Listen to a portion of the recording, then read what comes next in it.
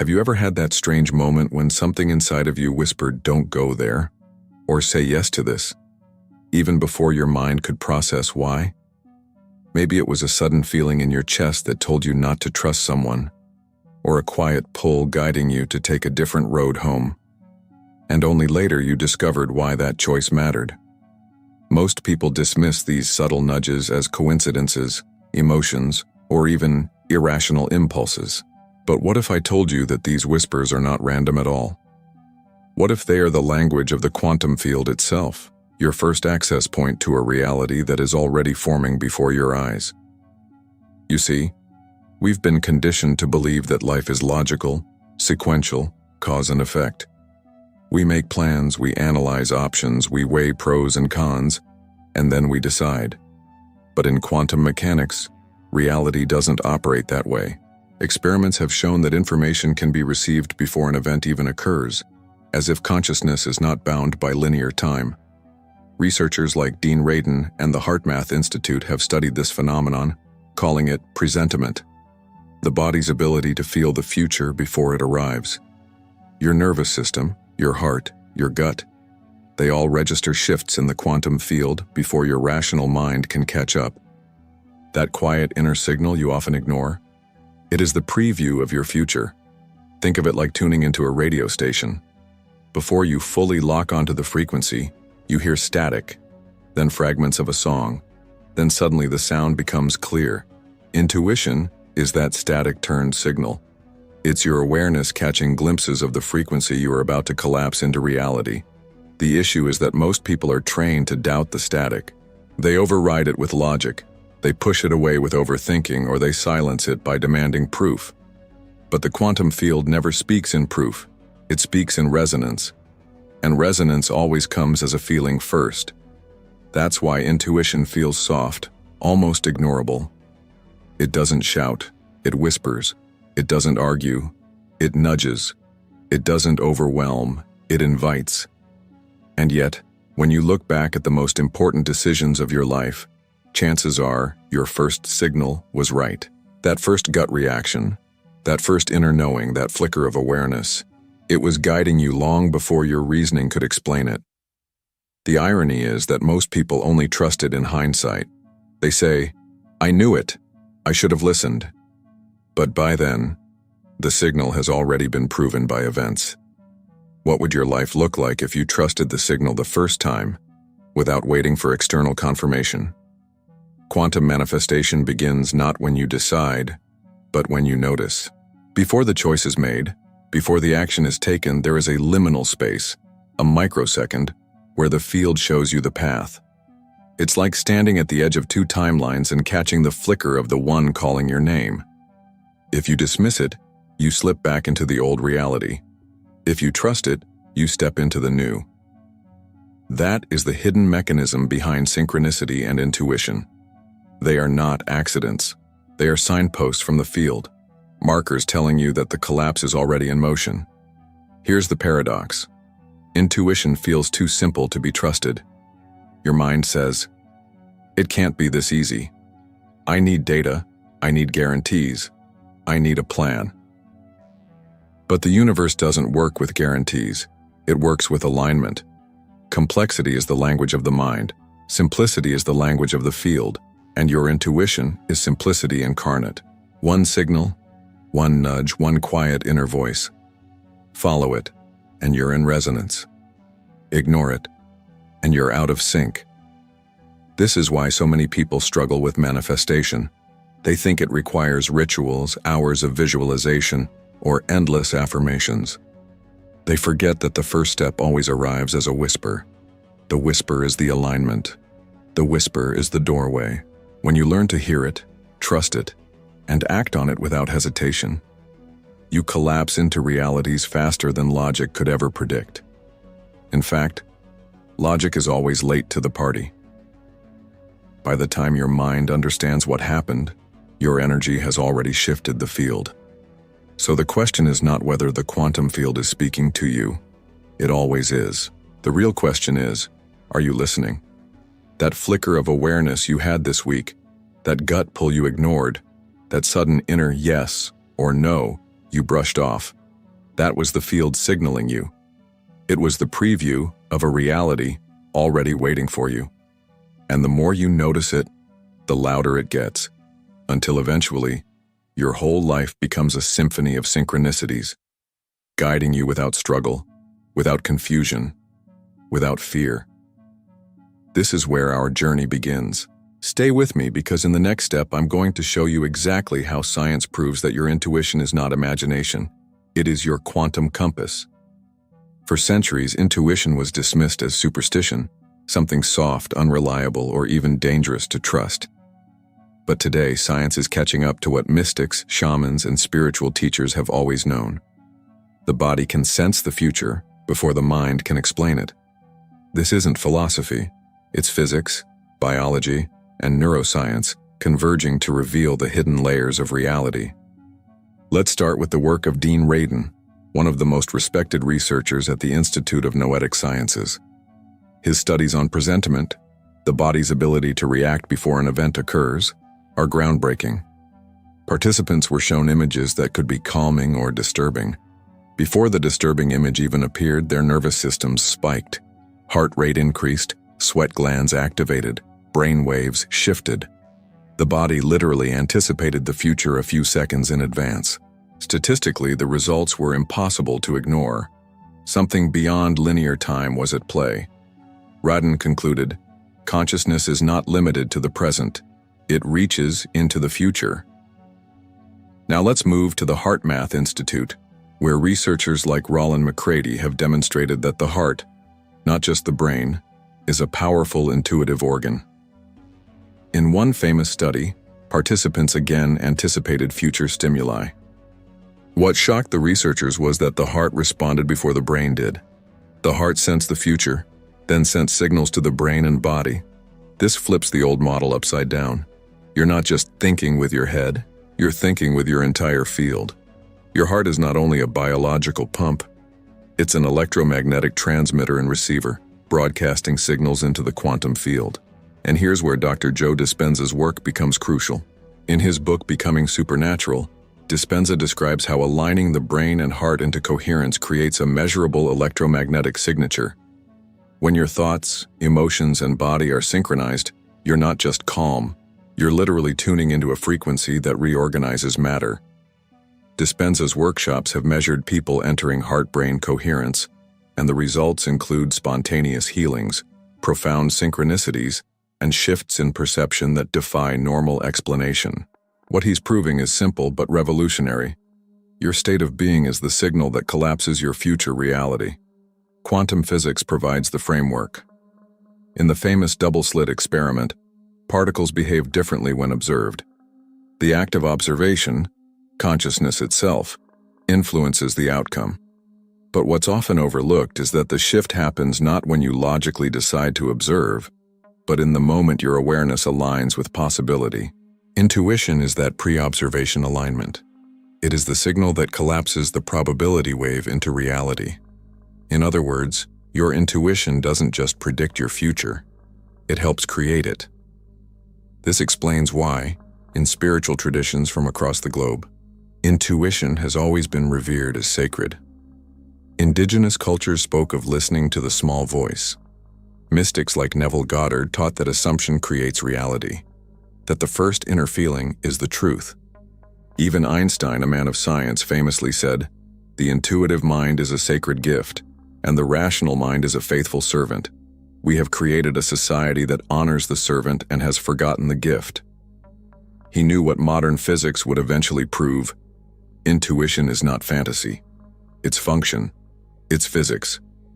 But here's the paradox. In our culture, we've been trained to distrust intuition. We call it irrational. We call it unscientific. We demand evidence. We want proof. And yet, science itself is now proving what intuition has whispered all along. The quantum field does not wait for your rational mind to decide. It moves at the speed of resonance. Your intuition is simply the first responder, the part of you that already knows where the energy is flowing. So imagine this. Every time you ignore your intuition, you are literally stepping out of alignment with the timeline you desire. Every time you override that first feeling, you're telling the quantum field, I don't trust the signal. And the field responds in kind, giving you experiences that match doubt, not clarity. But when you honor that subtle nudge, when you say yes to the whisper before logic catches up, you're telling the field, I trust, I'm aligned. And that single act of trust collapses a new reality into being.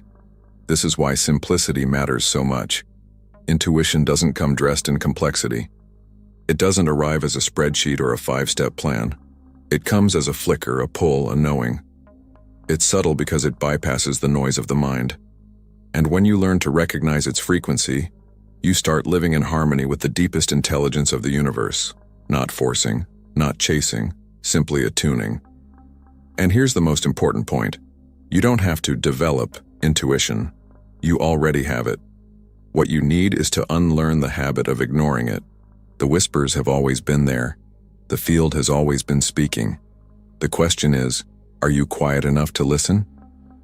Stay with me, because next we'll dive into how your body, especially your nervous system, acts as the receiver of these quantum signals.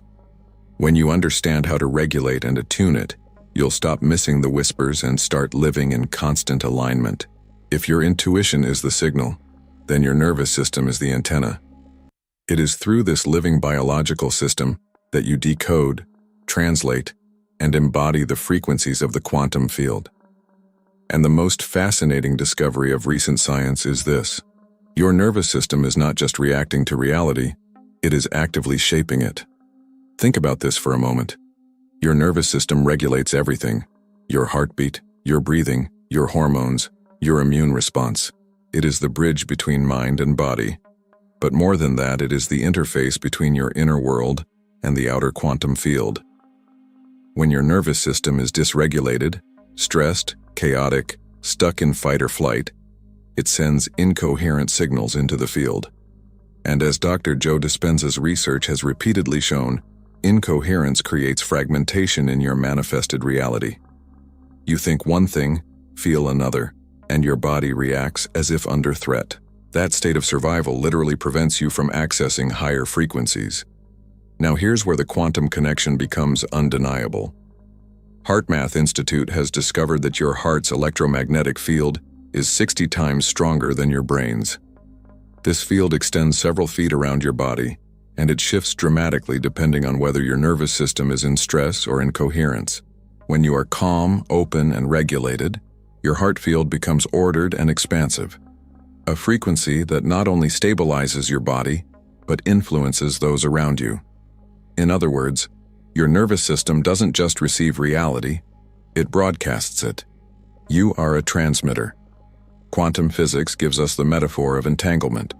When two particles become entangled, what happens to one instantly affects the other, no matter the distance. This is not theory. It has been proven in countless experiments. Now imagine your nervous system as one half of that entangled pair, and the quantum field as the other. The moment you shift your state, from chaos to coherence, from fear to presence, the field shifts with you. Your inner regulation is mirrored by outer synchronicities. This is why miracles often follow deep meditative states. The nervous system enters balance, the broadcast changes, and the field organizes to match. Neuroscience backs this up through the concept of neuroplasticity. The brain rewires itself based on repeated states of being. When you live in stress, your brain literally carves pathways that expect danger. That expectation becomes the lens through which you collapse reality. But when you train your nervous system to remain open and safe, through breathwork, meditation, intentional stillness, your brain rewires toward possibility. You begin to expect good things. And because expectation is resonance, good things begin to happen. This is why ancient spiritual practices always emphasize the body as the temple. Yogis spoke of pranayama, breath control, not as physical exercise, but as energetic mastery. Mystics in every tradition used stillness, chanting, or ritual to regulate their nervous systems. They understood that a chaotic body cannot house a coherent spirit. Science is now translating this wisdom into data: vagus nerve regulation, heart rate variability, gamma brainwaves. All of it points to the same truth. When your nervous system is balanced, you become a clear antenna for the quantum field. But here's the paradox. Most people are so used to living in dysregulation that they don't even notice it. They think constant stress is normal. They believe rushing, multitasking, overthinking is just life. Yet this very state is why their manifestations feel blocked. They are broadcasting static instead of signal. Imagine trying to tune into a radio station while someone is constantly changing the dial. That's what happens when your nervous system is stuck in survival mode. You never get a clear broadcast. You never lock onto the frequency of your desired reality. The good news is that your nervous system is designed to reset. Every time you take a slow, conscious breath, you're telling your body, it is safe. Every time you place your hand on your heart and shift your attention from your thoughts to your feelings, you're signaling coherence. And the moment your body feels safe, your intuition becomes louder. You stop mistaking fear for guidance and you begin to sense the subtle pulls of the field. This is not abstract. Studies show that even a few minutes of heart-focused breathing can increase coherence, strengthen intuition, and improve decision-making. Dr. Dispenza's meditations are filled with techniques to regulate the body into coherence so that the mind can project a clear signal. The nervous system is the gatekeeper. When it's scattered, manifestation feels like struggle. When it's calm, manifestation feels like flow. So the next time you notice your nervous system firing, your heart racing, your breath shallow, your thoughts spiraling, remember, this is not just stress. This is a misalignment with the field. And in that very moment, you have the power to reset the antenna. Slow down, breathe, feel.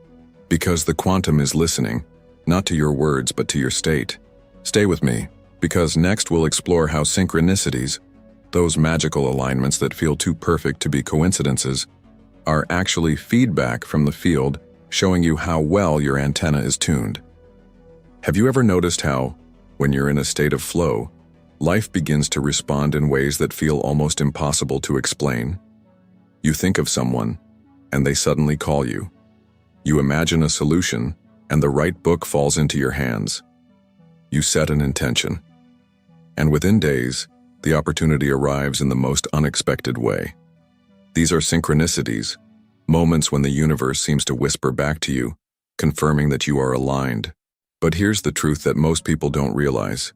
Synchronicities are not random events. They are feedback loops. They are the quantum field reflecting the clarity of your signal right back into your lived reality. Carl Jung was one of the first to popularize the concept of synchronicity, calling it meaningful coincidence. But modern quantum research gives us even deeper insight. In the same way that particles respond to observation, your reality responds to coherence. When your nervous system is balanced, when your heart and brain are aligned, your electromagnetic field becomes ordered. And what happens to ordered systems in physics? They resonate with other ordered systems. This is why, when you enter coherence, you start to click into timelines where everything feels orchestrated. It's not luck, it's resonance. Think of it like tuning into a radio station. If your dial is slightly off, the sound is full of static. You strain to hear the song, but it never comes through clearly. That's how most people live. Slightly off frequency, manifesting fragments of what they want, mixed with noise and contradiction. But when you finally tune in precisely, the song is clear, vibrant, undeniable. That is synchronicity. The field is showing you. You are tuned in.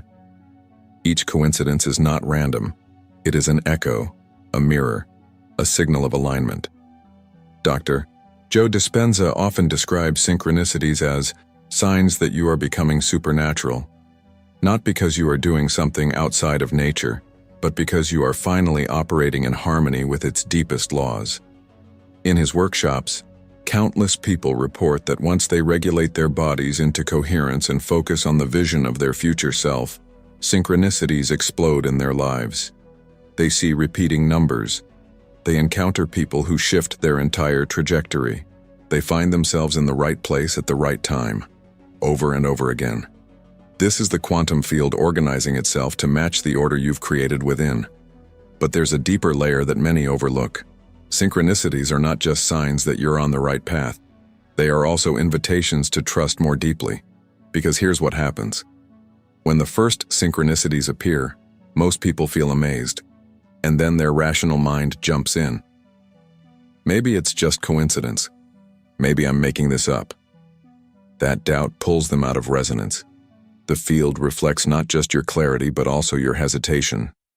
This is why synchronicities sometimes seem to vanish after a while. It's not that the universe stopped responding. It's that your nervous system shifted back into incoherence. So how do you keep the synchronicities flowing? The key is to treat them not as random luck, but as direct communication. Imagine you're learning a new language, and suddenly someone starts speaking it back to you. That's the field. Each synchronicity is a word, a phrase, a sentence in the dialogue between you and the quantum. The more you pay attention, the more fluent you become. Ignore it, and the conversation fades. Honor it, and the conversation deepens. There's a powerful exercise you can try. For 1 week, keep a synchronicity journal. Every time something happens that feels like more than coincidence, write it down. It could be a chance encounter, a repeating number, a dream that manifests in waking life. At the end of the week, look back at the patterns. You'll notice that the synchronicities are not random at all. They cluster around moments when you felt most aligned, most open, most in trust. This reflection alone trains your nervous system to expect coherence. And as we've already seen, expectation is resonance. Quantum physics supports this idea through the concept of feedback systems. In nonlinear dynamics, small changes can create large effects, the butterfly effect. Your internal coherence is a small change that ripples into the field, creating external alignments that appear far beyond your control. But when you track those ripples, you realize they are not random. They are patterns, spirals, fractals of meaning. Synchronicity is how the universe shows you the geometry of your alignment. And here's the most important part. Synchronicities are never about the event itself. Seeing 11:11 on a clock is not magical by itself. Meeting someone unexpectedly is not the miracle. The real miracle is the reflection it gives you. Proof that your vibration is interacting with the fabric of reality in real time. The moment you recognize this, you stop chasing synchronicities as signs and start using them as feedback. Each alignment becomes an invitation to anchor deeper into trust, deeper into coherence, deeper into the version of yourself that already exists in the field. So the next time synchronicities flood your life, don't just smile and move on. Pause. Breathe. Recognize. This is feedback. I am tuned in. Because the more you acknowledge the signal, the stronger it becomes.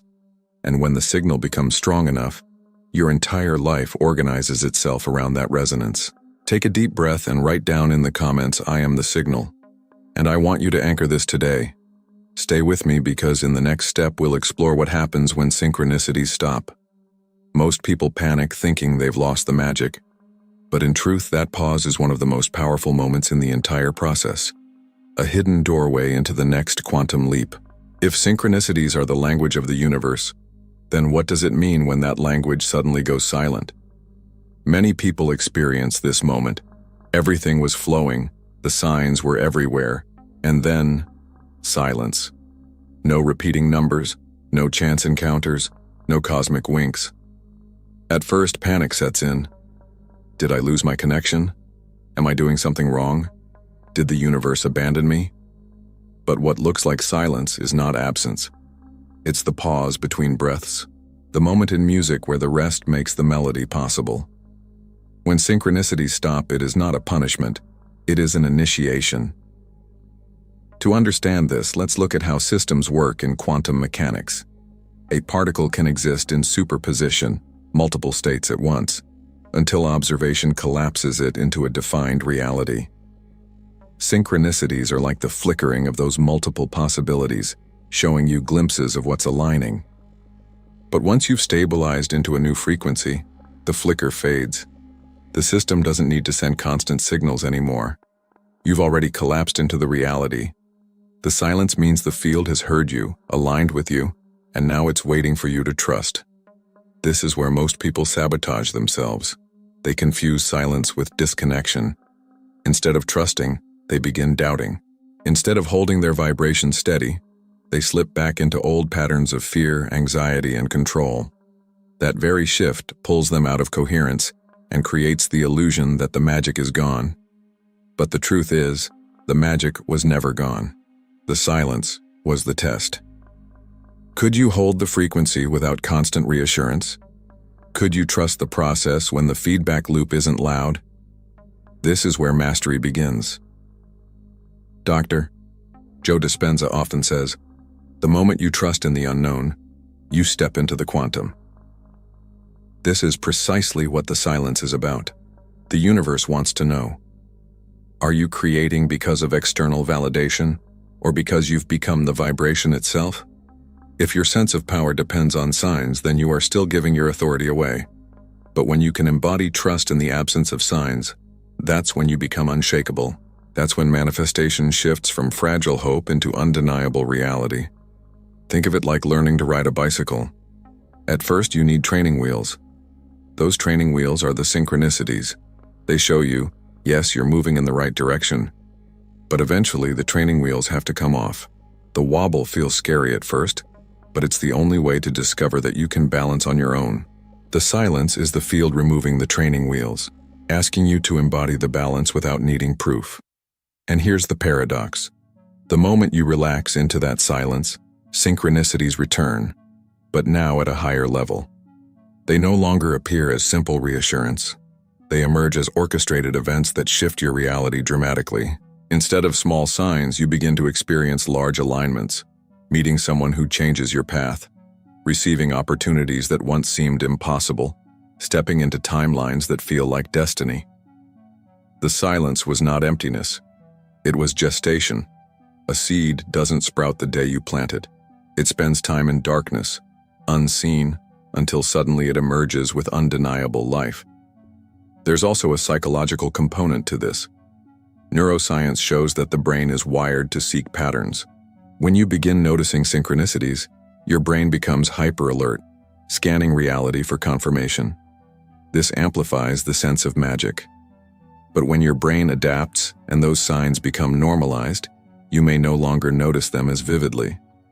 They haven't disappeared. You've simply integrated them. The real work now is to expand beyond needing constant external novelty and instead cultivate inner stability. So the next time synchronicities seem to stop, reframe the experience. Instead of thinking, the magic is gone, affirm, the field is silent because the shift is stabilizing. Let the silence be your proof. It's the universe inviting you to graduate from dependence to mastery. If you can hold your vibration steady without signs, you unlock a deeper level of power.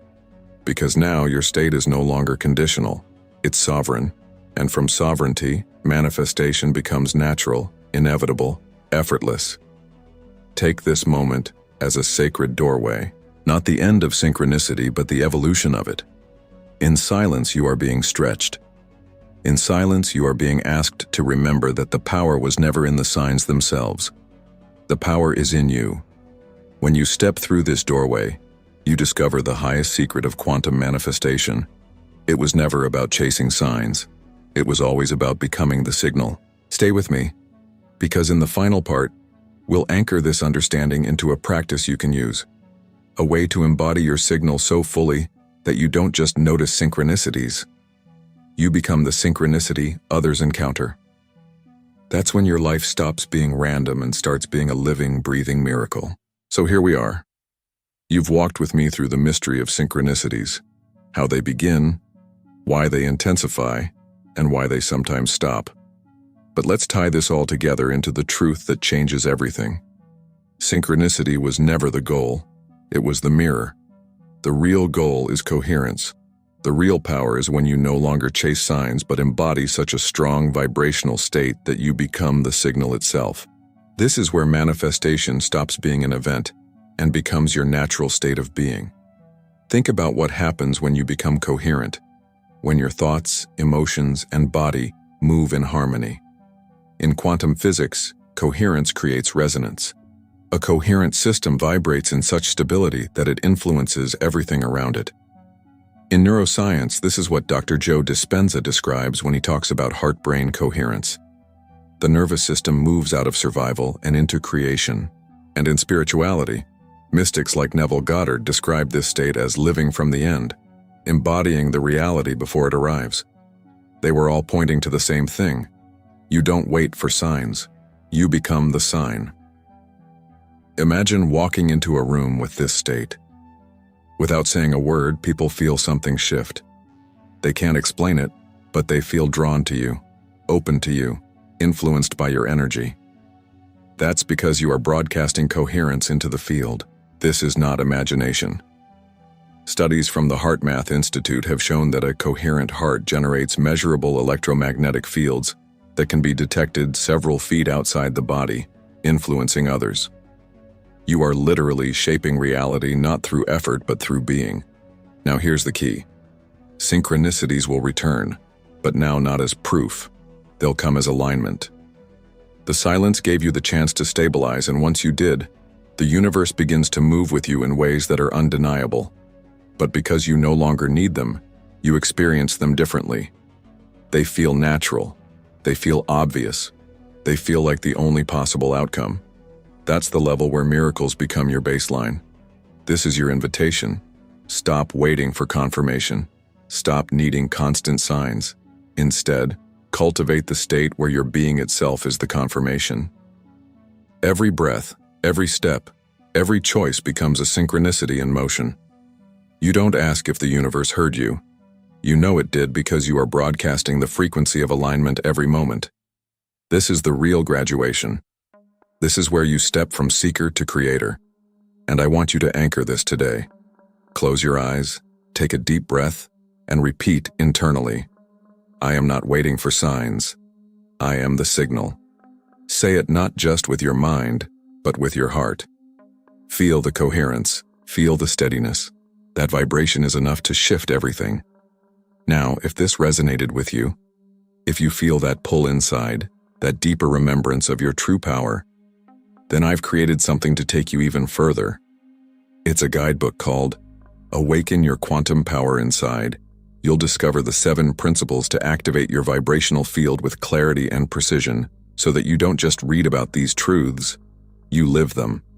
This isn't about effort, it's about alignment. And this is your next step to stabilize everything we've explored here today. You'll find the link to access it in the pinned comment below. Remember this, the universe doesn't reward effort, it responds to frequency. Synchronicities may guide you, silence may stretch you, but in the end, the power is not outside of you, it's within you. You don't have to chase reality anymore. You are reality. You are the frequency. You are the signal. And when you embody that truth, life stops being a search for signs and becomes a constant unfolding of miracles. I'll see you in the next